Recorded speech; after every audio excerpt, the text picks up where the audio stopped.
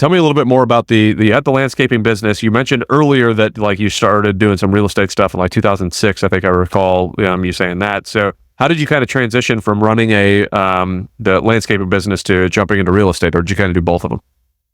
I did both of them a little bit. So my one buddy that I graduated with was like, got his license. His uncle happened to sell, had $1 million property. It was like a commercial space. And he was like, I'll use you to do it. So his first deal, he got 3% of $1 million, $30,000. He's like, Donnelly, you need to become a real estate agent. You would be so much better at this than I am. So I was like, I got nothing to do in the off season, and I'm not cutting lawn. So I got my real estate license. I got in bartending, places that I was bartending, and it was great. I was meeting a lot of people, but it was tough to get real estate business when people saw me as like a landscaper or a bartender. Yeah. So that just came to the conclusion. I was like, and it was a bad market, but I was like, screw it. If I really want to take this seriously, I got to quit this other stuff. So I sold the landscaping business. I quit bartending, and then I went full-time into real estate, and that's when I started working with my partner. Okay. How many conversations did you have to have with yourself at that point to give up the two things that were making you money to go chase something that wasn't? Like, how did you kind of have that debate in your head to be able to know that you needed to burn the ships and go? So literally, I looked back to when I was a freshman in college, and I was like, wanted to start my landscaping business and how scary that was for me. So I pretty much ran the other guy's business that I used to work for. And I would go out by myself, run the schedule, do everything. And I was like, I think I can do this on my own. Do the numbers. I know I'll make more money. I'm going to need to get a loan to get this equipment and everything. And maybe it was, $5,000 loan, which is a big number when you're a freshman in college. So I just remember looking back, like how difficult of a decision that was for me. I pulled the trigger. I paid off the equipment pretty quickly. I was making more money than I would have if I stayed the same course that I was. I just remember that worked out. And that's literally the mindset that I went back into. Like I took that big risk, that big jump, and it worked out.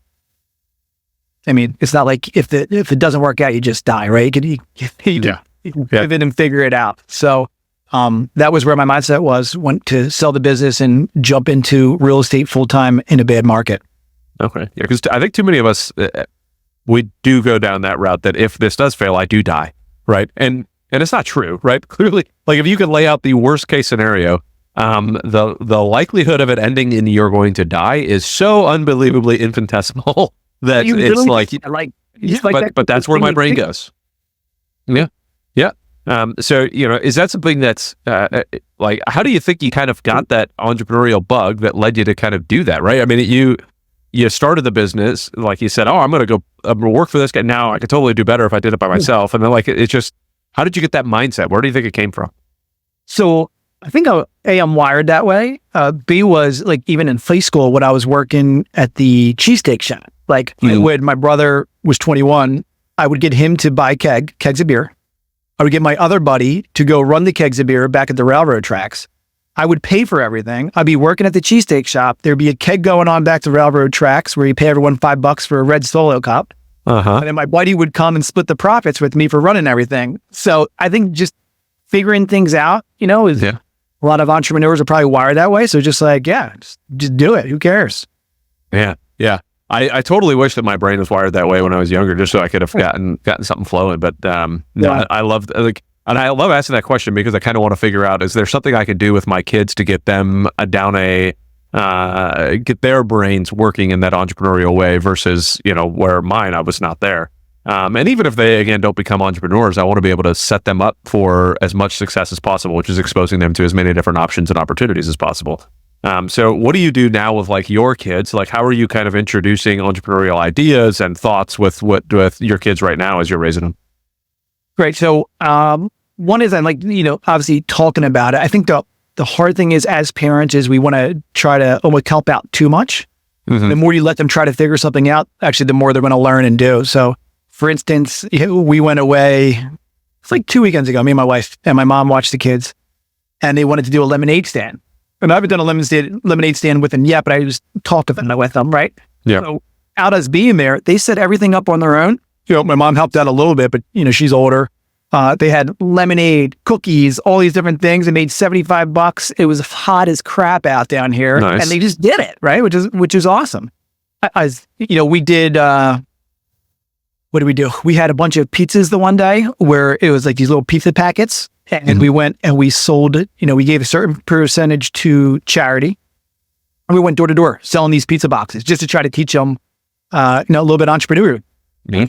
Like, you got to go knock on doors, do different things. So we did that one time, which was really cool. Try to get them involved, again, just with a mindset of, keeping your body healthy. We do things like push-ups and pull-ups together. I talk to them about, this costs money. Like, in the past 7 minutes, you asked me to buy you new basketball shoes, soccer shoes. You want to buy this game. And I'm like, that's like $700. Stop. Like, imagine like super $700 in the past 10 minutes of different things. Yeah. So they get very annoyed by it, but I'm constantly throwing, like, if you want to do that, this is the cost to do that. Yeah. And that's, I don't do that with myself very well. Boy, I just bought 17 things, and I started recently, like, because I was looking at the amount of money I was spending, and I was like, why, I really am spending a lot more than I should be. I got to pay attention to what's going on, because I just lost, I was good with a budget for a while because I was bad with money, so I needed to be good with a budget.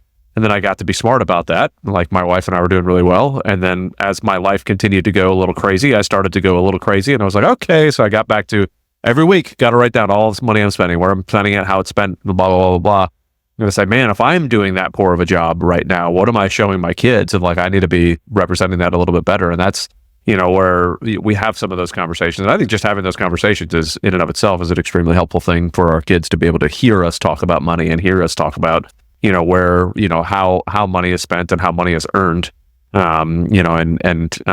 basically exchanged, right? Because money doesn't get created, quote unquote. It just is an everlasting thing. Well, okay, unless we're the government, and then they create as much as they want, and then and then we got to figure out how to live in that world. But what sort of experience are you wanting your kids to have through your business? Right? You're already telling us a little bit about what they, the going door to door and showing them some entrepreneurship, the lemonade stands, all that type of stuff. What kind of experience do you want them to have seeing what you do? Like, how is it that what is it that you're doing in your life that you're wanting them to see as far as it goes to running business and all that?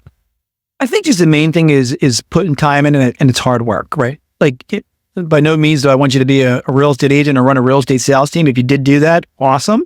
But I just want to see it requires hard work for anything that you really want to accomplish. Like, hey, listen, we have a beach house that we're going to. There's a lot of families that don't have a beach house, so when they're whining and complaining about being bored or something else, it's just trying to reset their mindset. Like, hey, listen, the reason that we have a beach house and we're able to do these things is mommy and daddy work really hard for it. And not that other people don't work really hard, but the reason why we're able to do these things is because we are working hard, and because of the different things that we do in our everyday life that allows us to live this, above average life. Yeah. Yeah, very good. How do they how do they receive that? I would imagine a constant battle of the beating that drum. So how do they kind of receive it, and how have you kind of molded that conversation over time? Yeah, so sometimes it's received really well. Other times there's tears involved. We had an instance last week. I think it was last week. We were down the shore, and we took the kids out to breakfast, and they just were in bad moods. They weren't happy, and pulled over in the car, and my wife started to talk. She's like, listen, and she started crying, and the kids started crying. Like, mommy and daddy worked so hard for us to come down here and do these different things, and we're taking you out to breakfast, and you are not happy, and you're complaining about this, and you're whining about this, and it's not fair to us. So, and there's other times where it's very well received. I love you, thank you so much. They're being the perfect kids. Yeah. That period of time is way less than the other periods where we're complaining and whining. What I think is, again, you have to bring it up and you have to talk about it, because if not, there's just going to be a snowball effect, and it's going to get worse and worse and worse. And the kids they're spoiled kids regardless, right? But there's going to be an entitlement to it, which you certainly don't want to have. Yeah. And it's, my wife and I have been talking, and one thing we say is we don't mind if our kids are spoiled, but they can't be spoiled rotten, right? Like, there's a difference in there that the when the rotten part comes out is when there's we can't be having that part, there's definitely different levels to spoiled. And, boy, it gets exhausting to watch other, there are times where I look at my kids and I'm like, oh, it drives me crazy. And then I go out in public and I'm like, oh man, do I have it good. Holy gracious, do I have it good. And I think probably because you discipline your kids, and same thing, we'll discipline them as they go along. Yeah. You just see so many parents, they don't have the energy to discipline their kids. And I think it's a lot harder today with the distractions that we have with phones and screens, and both parents are pretty much required to work. So it's definitely requires more energy, I feel like, to be a parent today than maybe it did in the past. Yeah. But you have to put that energy force to discipline your kids, or else you're not doing them any favors.